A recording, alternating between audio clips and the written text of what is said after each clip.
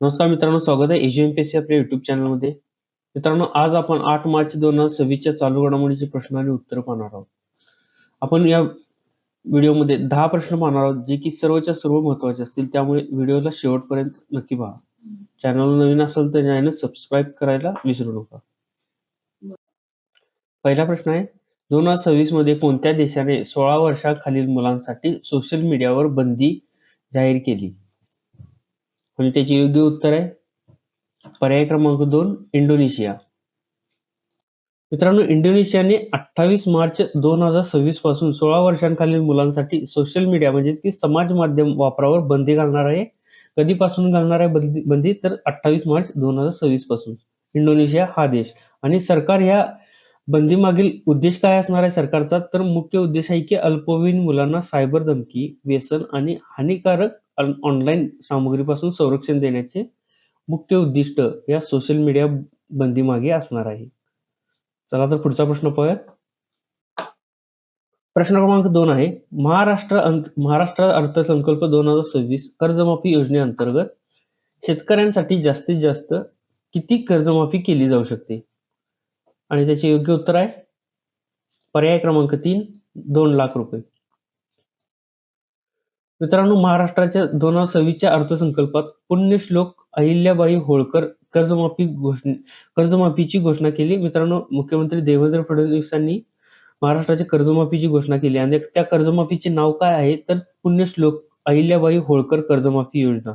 आता या योजनेअंतर्गत काय होणार आहे? तर या योजनेअंतर्गत 2 लाख रुपयांपर्यंतच्या शेती कर्जमाफीची घोषणा माननीय देवेंद्र फडणवीस यांनी केलेली आहे. आणि 3 सप्टेंबर 2025 पूर्वी घेतलेल्या 2 लाख रुपयांपर्यंतच्या कर्जदार शेतकऱ्यांना ही कर्जमाफी मिळेल. कधी? तर 3 सप्टेंबर 2025 पूर्वी घेतलेल्या 2 लाख रुपयांपर्यंतच्या कर्जदार शेतकऱ्यांना याचा फायदा होणार आहे. चला तर पुढचा प्रश्न पाहूयात. प्रश्न क्रमांक 3 आहे, लेफ्टनंट जनरल पुष्पेंद्र पाल सिंह यांची भारतीय सैन्याच्या कोणत्या कमांडच्या जीओसी इन सी म्हणून नियुक्ती करण्यात आलेली आहे? आणि त्याचे योग्य उत्तर आहे पर्याय क्रमांक 3, पश्चिम कमांड. मित्रांनो, नुकतेच लेफ्टनंट जनरल पुष्पेंद्र पाल सिंह यांची भारतीय लष्कराच्या पश्चिम कमांडचे पुढील जीओसी इन सी म्हणून नियुक्ती करण्यात आलेली आहे. कोणाची नियुक्ती करण्यात आलेली आहे? तर पुष्पेंद्र पाल सिंह यांची. आणि ते सध्या काय म्हणून कार्यरत आहेत? तर ते सध्या उपसेना प्रमुख म्हणून कार्यरत आहेत आणि ते आता पश्चिम कमांडचे जीओसी इन सी म्हणून नियुक्ती करण्यात आलेले आहेत. आणि ते कोणाच्या जागी नियुक्त होणार आहेत? तर लेफ्टनंट जनरल एम के कटियार निवृत्त झाल्यानंतर ते पदभार स्वीकारतील. चला तर पुढचा प्रश्न पाहूयात. प्रश्न क्रमांक 4 आहे, 8 मार्च हा दिवस काय म्हणून साजरा केला जातो? आणि त्याचे योग्य उत्तर आहे पर्याय क्रमांक 2, आंतरराष्ट्रीय महिला दिन. मित्रांनो, 8 मार्च 2026 रोजी आंतरराष्ट्रीय महिला दिन साजरा करेल. आणि आंतरराष्ट्रीय महिला दिन 2026 ची थीम काय असणार आहे? तर गिव्ह टू गेन म्हणजेच की दानातून लाभ ही या 2026च्या आंतरराष्ट्रीय महिला दिनाची थीम असणार आहे.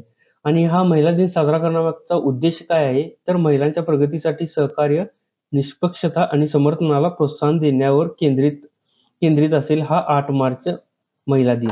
तर मित्रांनो, हा पहिल्यांदा कधी साजरा करण्यात आला 8 मार्च महिला दिन? तर 20व्या शतकाच्या सुरुवातीला 1908 मध्ये अमेरिकेमध्ये महिला कामगारांचा संप झालेला होता. ह्या आंदोलनानंतर 1917 मध्ये रशियामध्ये देखील 8 मार्चला संप केला. त्यानंतर 8 मार्च हा महिला दिन म्हणून अधिकृत घोषित करण्यात आला. चला तर पुढचा प्रश्न पाहूयात.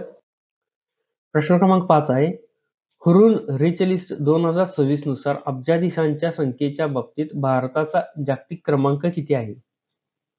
आणि त्याचे योग्य उत्तर आहे पर्याय क्रमांक 3, तिसरा. तर मित्रांनो, नुकतीच प्रकाशित झालेल्या हुरुन रिच लिस्ट 2026 नुसार अब्जाधीशांच्या संख्येच्या बाबतीत भारताचा 3रा क्रमांक लागलेला आहे. आणि प्रथम आणि द्वितीय स्थानावर कोण आहे? तर प्रथम स्थानावर आहे अमेरिका आणि त्यानंतर चीनचा क्रमांक लागतो आणि 3ऱ्या क्रमांकावर भारताचाच लागतो. आणि हुरुन रिच लिस्ट 2026 नुसार भारतात आता किती झालेले आहेत एकूण अब्जाधीश? तर 308 अब्जाधीश झालेले आहेत. आणि मुकेश अंबानी आशियातील सर्वात श्रीमंत व्यक्ती राहिलेले आहेत. कोण? भारताचे मुकेश अंबानी हे आशियातील सर्वात श्रीमंत व्यक्ती राहिलेले आहेत. मित्रांनो, या अहवालानुसार गेल्या वर्षी भारतात 57 नवीन अब्जाधीशांची भर पडलेली आहे आणि या अहवालानुसार भारतीय अब्जाधीशांच्या संपत्तीत वर्षानुवर्षे 10% वाढ नोंदवण्यात आलेली आहे. पुढचा प्रश्न पाहूया.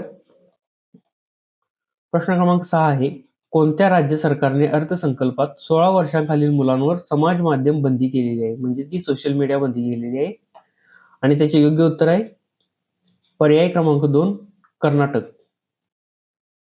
मित्रांनो, नुकतेच कर्नाटक सरकारने त्यांच्या अर्थसंकल्पामध्ये 16 वर्षांखालील मुलांसाठी सोशल मीडियावर बंदी घालण्यासह अनेक प्रमुख धोरणात्मक निर्णय घेतलेले आहेत. मित्रांनो, कर्नाटक सरकारने या अर्थसंकल्पात त्यांच्या 16 वर्षांखालील मुलांसाठी सोशल मीडिया बंदी घालण्याचा विचार केलेला आहे आणि या धोरणाचा उद्देश काय असणार आहे, तर मुलांमध्ये मोबाईलच्या अतिवापराचे हानिकारक परिणाम कमी करणे हे या समाज माध्यम बंदीवर बंदी घालण्यामागे प्रमुख उद्देश असणार आहे. आणि जर कर्नाटक सरकारने ही घोषणा अंमलात आणली तर 16 वर्षांखालील मुलांसाठी सोशल मीडिया बंदी लागू करणारे हे भारतातील पहिले राज्य ठरणार आहे जर ही बंदी लागू केली तर. पुढचा प्रश्न पाहूयात. प्रश्न क्रमांक 7 आहे. गृहलक्ष्मी योजना कोणत्या राज्याने सुरू केली? आणि त्याचे योग्य उत्तर आहे पर्याय क्रमांक 3 कर्नाटक. तर मित्रांनो, नुकतेच कर्नाटक सरकारच्या गृहलक्ष्मी योजनेअंतर्गत रेशन कार्डमध्ये कुटुंब प्रमुख नोंदणीकृत असलेल्या महिलांना दरमहा किती मिळणार आहे, तर 2,000 रुपये थेट बँक खात्यात या गृहलक्ष्मी योजनेअंतर्गत रेशन कार्ड कुटुंब प्रमुखाला मिळणार आहेत. आणि या योजनेचा मुख्य उद्देश काय असणार आहे, तर घरगुती खर्च व्यवस्थापित करण्यासाठी महिलांना आर्थिक स्वातंत्र्य देणे हे या गृहलक्ष्मी योजनेचा मुख्य उद्देश असणार आहे. आणि या योजनेसाठी कोण पात्र असणार आहे मित्रांनो, तर अर्जदार महिला कर्नाटकाची कायमस्वरूपी रहिवासी असावी, म्हणजेच की ही कर्नाटकाची कायमस्वरूपी रहिवासी असावी अर्जदार महिला, आणि ती दारिद्र्य रेषेखालील म्हणजेच की बीपीएल आणि दारिद्र्य रेषेवरील म्हणजेच की एपीएल शिधापत्रिका धारक असावी ती महिला या योजनेला पात्र होण्यासाठी. कोणती योजना आहे? गृहलक्ष्मी योजना. कोणत्या सरकारने चालू केली? तर कर्नाटक सरकारने. पुढील प्रश्न पाहूयात. प्रश्न क्रमांक 8 आहे. सध्याच्या इराण अमेरिका संघर्षामुळे कोणता महत्वाचा सागरी मार्ग विस्कळीत झालेला आहे? आणि त्याचे योग्य उत्तर आहे पर्याय क्रमांक 1 हमुर्जची सामुद्रधुनी. आता अधिक माहिती जाणून घेऊया. सध्या सुरू असलेल्या इराण, अमेरिका आणि इस्रायलच्या संघर्षात हमुर्जची सामुद्रधुनी हा अत्यंत महत्वाचा सागरी मार्ग विस्कळीत झालेला आहे. आता हा हमुर्जची सामुद्रधुनी का महत्वाचा आहे ते पाहूयात आपण.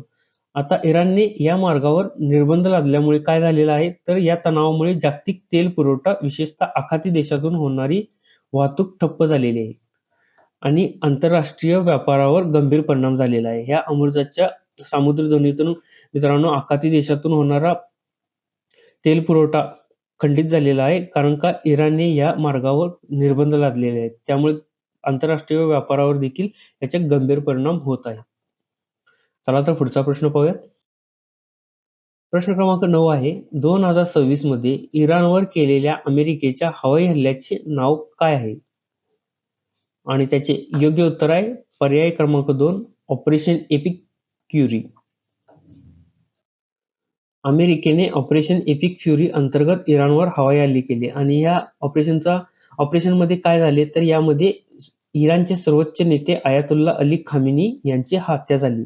आता या खामेनींची हत्या कोणत्या ऑपरेशन दरम्यान झाली, तर ऑपरेशन एपिक फ्युरी ह्या ऑपरेशन अंतर्गत आयातुल्ला खामेनी यांची हत्या झाली. आणि या युद्धाचा सध्या काय परिणाम होत आहे, तर जागतिक तेलाच्या 20% उत्पादनासाठी एक महत्वाचा मार्ग असलेल्या हुमुर्जाची सामुद्रधुनीला आंतरराष्ट्रीय वाहतुकीला अडथळे येत आहेत या इराण, अमेरिका आणि इस्रायल युद्ध संघर्षामुळे. पुढचा प्रश्न पाहूयात. प्रश्न क्रमांक शेवटचा आणि 10वा प्रश्न आहे. भारतातील पहिला उपक्रम सक्षम कौशल्य सर्वेक्षण कोणत्या शहराने सुरू केला? आणि त्याचे योग्य उत्तर आहे पर्याय क्रमांक 4 मुंबई. मित्रांनो, मुंबईच्या उपनगरीय जिल्ह्याने सक्षम कौशल्य सर्वेक्षण सुरू केलेले आहे. आता हे सक्षम कौशल्य सर्वेक्षण काय आहे आणि त्याचा उद्देश काय आहे, तर 18 ते 40 वयोगटातील तरुणांच्या कौशल्यांचे मूल्यांकन करण्यासाठी आणि रोजगार क्षमता वाढवण्यासाठी भारतातील अशा प्रकारचा पहिला उपक्रम आहे. कोणता? सक्षम कौशल्य सर्वेक्षण. आणि तो कोणत्या शहराने चालू केलेला आहे? तर तो मुंबई या शहराने चालू केलेला आहे. तर मित्रांनो, हे होते आजचे आपले 8 मार्च 2026 चे चालू घडामोडीचे प्रश्न आणि उत्तरं. तर मित्रांनो, व्हिडिओ आवडल्यास लाईक आणि शेअर नक्की करा आणि चॅनलवर नवीन असाल तर चॅनल सबस्क्राईब करायला विसरू नका. Thank you.